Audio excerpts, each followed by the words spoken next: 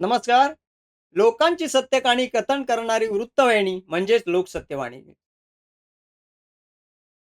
आज आपण अशा एका वेगळ्या विषयावर चर्चा करणार आहोत. तो विषय म्हणजे आहे लोकप्रतिनिधींची असंवैधानिक भाषा आणि वर्तन. लोकशाहीला धक्का की समाजाला चुकीचा संदेश? हेच जर हेडिंग आपण दुसऱ्या शीर्षकामध्ये, उपशीर्षकामध्ये जर बोलायचं झालं, तर असं म्हणू शकतो की सत्ता, संस्कार आणि अध्यात्माचा अभाव की राजकीय संस्कृतीचा राज? जन हो. या लोकशाहीमध्ये लोकप्रतिनिधी हे जनतेचे सेवक असतात. समाजाचे मार्गदर्शक आणि संविधानाचे रक्षक मानले जातात. त्यामुळे त्यांच्या प्रत्येक शब्दाकडे आणि प्रत्येक कृतीकडे संपूर्ण समाजाचे लक्ष असते. मात्र अलीकडच्या काळात काही अपवाद वगळता काही लोकप्रतिनिधींची भाषा आणि सार्वजनिक वर्तन यावर प्रश्नचिन्ह उपस्थित होताना दिसत आहेत.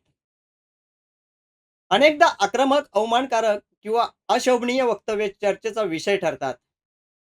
विचारांचा संघर्ष लोकशाहीला भाग आहे, परंतु तो सभ्यता, संयम आणि संविधानिक मूल्यांच्या चौकटीत राहणेही तितकेच महत्त्वाचे आहे. एक प्रश्न प्रत्येक नागरिकांच्या मनात निर्माण होतो. लोकप्रतिनिधींची भाषा अशी असेल, तर समाज कोणता आदर्श घेणार? आजची तरुण पिढी आपल्या नेत्यांकडे आदर्श म्हणून पाहते. त्यामुळे नेत्यांच्या भाषेत जर संयम असेल, तरच समाजात संवादाची संस्कृती रुजते. पण भाषेत कटुता, अपमान आणि आक्रमकता वाढली, तर त्यांचे पडसाद समाजातही उमटू शकतात. लोकप्रतिनिधी संविधानाची जेव्हा शपथ घेतात, त्या शपथेचा अर्थ त्या शपथेचा अर्थ केवळ पद स्वीकारणे नव्हे, संविधानातील मूल्यांचा सन्मान राखणेही आहे. मतभेद असू शकतात, पण मतभेद व्यक्त करताना सभ्यता आणि परस्परांचा आदर टिकवणे हीच लोकशाहीची खरी ताकद आहे. अशा परिस्थितीत एक महत्त्वाचा प्रश्न समोर येतो. राजकारणाला अध्यात्माची गरज आहे का? राजकारणाला अध्यात्माची गरज आहे का? येथे अध्यात्म म्हणजे कोणत्याही एका धर्माचा प्रचार नव्हे. एक लक्षात घ्या, अध्यात्म म्हणजे कोणत्याही एका धर्माचा प्रचार नव्हे. अध्यात्म म्हणजे आत्मसंयम, आत्मपरीक्षण, विवेक, नम्रता, करुणा आणि लोकसेवेची भावना. ही सत्तेपेक्षा कर्तव्य मोठे आहे. याची जाणीव करून देणारी जीवनसृष्टी म्हणजेच अध्यात्म. जर नेतृत्वात आत्मसंयम असेल, तर शब्दामध्ये सौजन्य येते. जर विवेक असेल, तर निर्णयामध्ये न्याय दिसतो. आणि जर सेवाभाव असेल, तर सत्ता ही अधिकाराची नव्हे, तर जबाबदारीची जाणीव करून देते. अर्थात केवळ अध्यात्म स्वीकारल्याने सर्व समस्या सुटतील असा दावा करता येणार नाही. परंतु संविधान निष्ठा, नैतिक मूल्य, आत्मसंयम आणि जनतेप्रती उत्तरदायित्व या गुणांचा नक्की संयम घडला, तर राजकीय संस्कृती अधिक परिपक्व होऊ शकते. लोकशाहीमध्ये विरोधक शत्रू नसतात. ते लोकशाही प्रक्रियेचा आवश्यक भाग असतात. त्यामुळे राजकीय मतभेदांना वैचारिक उत्तर मिळावे, वैयक्तिक टीका किंवा अशोभनीय भाषेला नव्हे. आणि म्हणून देशाला आज केवळ लोकप्रिय नेत्यांची गरज नाही, तर चारित्र्य संपन्न, संयमी, संवेदनशील आणि संविधानाचा आदर करणाऱ्या नेत्याची गरज आहे. कारण लोकप्रतिनिधींच्या शब्दातून समाजाची भाषा घडते आणि त्यांच्या वर्तनातून लोकशाही संस्कृती घडत असते. भारताची लोकशाही ही जगातील सर्वात मोठी लोकशाही म्हणून ओळखली जाते.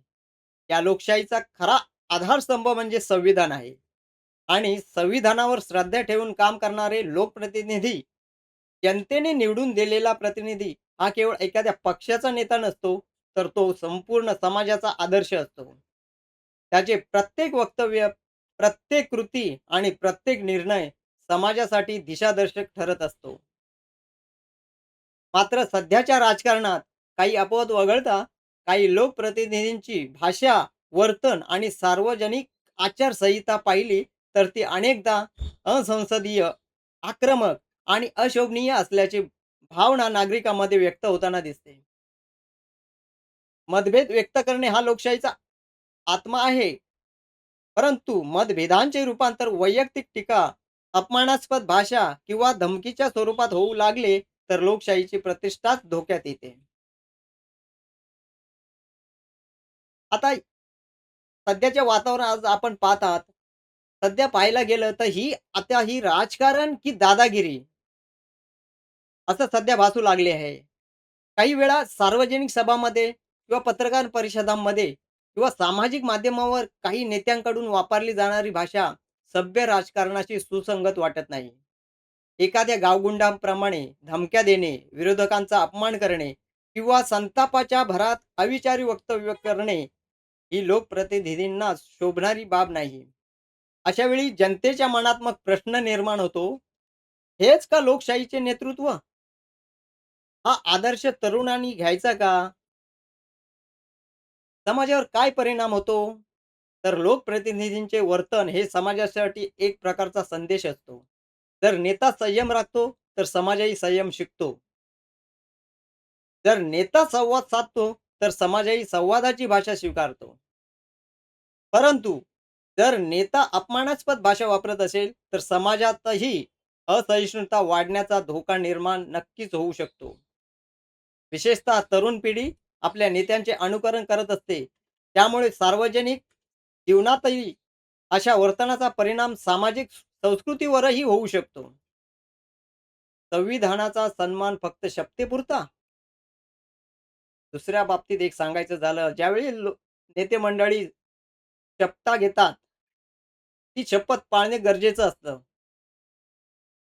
तर लोकप्रतिनिधी ज्यावेळी पदाची शपथ घेताना संविधानाचा आदर करण्याची प्रतिज्ञा करतात, ही शपथ केवळ औपचारिकता नसून ती सार्वजनिक जीवनातील नैतिक जबाबदारी आहे. संविधान प्रत्येक नागरिकाचा सन्मान असतो. अभिव्यक्ती स्वातंत्र्य आणि लोकशाही मूल्यांचे रक्षण करण्याची शिकवण देते. त्यामुळे लोकप्रतिनिधींच्या भाषेत आणि वर्तनातही त्यांचे प्रतिबिंब दिसणे अपेक्षित आहे. आता मी म्हटलं, अध्यात्माची गरज का? आजच्या नेत्यांना अध्यात्माची गरज नक्की आहे का?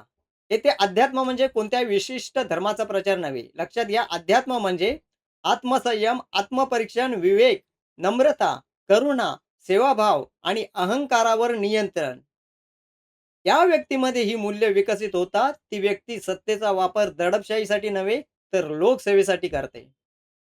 आज राजकारणाला जर अध्यात्माची जोड मिळाली, तर टीकेला उत्तर देताना संयम, निर्णय घेताना विवेक आणि जनतेशी वागताना संवेदनशीलता वाढू शकते.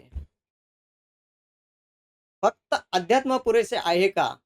हा प्रश्न जर तुम्ही यावर आपण विचारलं, हे सर्व अध्यात्मामुळे होऊ शकतं का? तर नाही. अध्यात्माबरोबरच संविधानाचे शिक्षण, नैतिक मूल्य, पक्षांतर्गत शिस्त, कायद्याचा समान वापर आणि जनतेची सजगता यांचीही तितकीच आवश्यकता आहे. राजकीय संस्कृती बदलण्यासाठी नेता आणि मतदार दोघांनाही जबाबदारी स्वीकारणे आवश्यक आहे. आता या सर्व प्रकरणावर लोकसत्तेचे मत असं येत आहे, की लोकशाहीमध्ये सत्तेपेक्षा संस्कार मोठे आहेत. नेत्यांच्या भाषेत जर संयम, वर्तनात शालीनता, निर्णयात पारदर्शकता आणि मनात लोकसेवेची भावना असेल, तरच समाजाचा राजकारणावरील विश्वास दृढ राहील. मतभेद असू शकतात, पण मतभेद निर्माण करणारी भाषा टाळली पाहिजे. राजकारणात वैचारिक संघर्ष हवा, वैचारिक वैर नव्हे. आज देशाला केवळ लोकप्रिय नेत्याची गरज नाही, तर चारित्र्यवान, संविधाननिष्ठा, सुसंस्कृत आणि आत्मसंयमी नेतृत्वाची आवश्यकता आहे. कारण लोकप्रतिनिधींच्या शब्दातूनच समाजाची भाषा घडत असते आणि त्यांच्या वर्तनातून महाराष्ट्राची संस्कृती घडत असते. या सर्व प्रकरणाशी, या गोष्टीवरून आपल्याला एक शेवटी आपण असं सांगू शकतो, सत्ता मिळवणे हे नेतृत्वाचे यश असू शकते, पण सत्तेत राहून संस्कार जपणे, संविधानाचा सन्मान करणे आणि समाजाला योग्य दिशा देणे हाच खऱ्या लोकनेत्याचा धर्म आहे. या विषयावर आपले मत काय? लोकप्रतिनिधींसाठी मूल्याधिष्ठित आणि संविधानाभिमुख सार्वजनिक वर्तन अधिक बळकट करण्यासाठी कोणती पावले आवश्यक आहेत? या विषयावर आपले मत काय? लोकप्रतिनिधींसाठी मूल्याधिष्ठित आणि संविधानाभिमुख सार्वजनिक वर्तन आणि बळकट करण्यासाठी कोणती पावले आवश्यक आहेत? आपले विचार आम्हाला कमेंटमध्ये नक्की कळवा. कारण व्हिडिओ आवडला असेल तर लाईक करा, शेअर करा आणि लोकसत्यवाणी न्यूज चॅनलला सबस्क्राईब करायला विसरू नका.